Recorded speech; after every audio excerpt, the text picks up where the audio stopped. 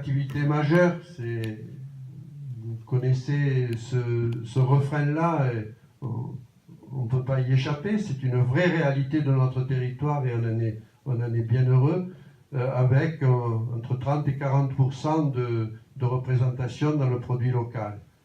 80 000 visiteurs par an à l'OTI et ses antennes, des atouts forts. On a un caractère touristique fort, mais vous verrez plus loin que ça ne nous garantit pas de tout. Des atouts forts pour certains attachés à notre territoire, comme Senteur-Saveur, l'astronomie, l'artisanat d'art, la vie culturelle, très dense, Sophie en a parlé, pour ne citer que, parce qu'il y en a d'autres, et certains nous sont vraiment propres. Un outil particulièrement adapté, qui est la MTT, Maison du Tourisme et du Territoire, adapté au sens de sa vocation, qui a été annoncée dès le début, de sa vocation à la promotion et l'accueil touristique, ça va de soi, mais aussi pour rendre des services attendus par notre population. Billetterie, information, petits colporteurs, soutien aux manifestations. Il y a une vraie destination de cette maison à se rendre utile à la population locale. Et je pense que la plupart d'entre vous la fréquentez dans ce sens. Mais le tourisme, c'est compliqué, comme d'autres secteurs. Il est en pleine évolution.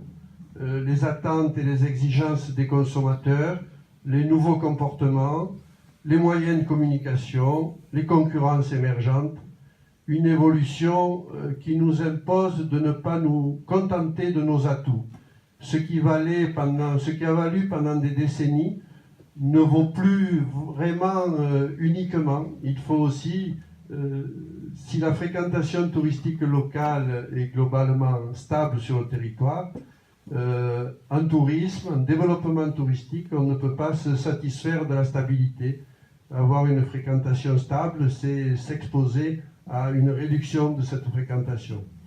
Donc on travaille avec le nouveau directeur, Michael Scherr, qui est responsable du tourisme à la Comcom, mais qui est aussi délégué à la direction de l'OTI, et un groupe d'élus, bien sûr, élus et acteurs du tourisme local, un projet de développement touristique qui va s'inscrire dans une démarche plus globale, qui est un schéma de développement économique porté par la Comcom et sur lequel on va travailler en 2018.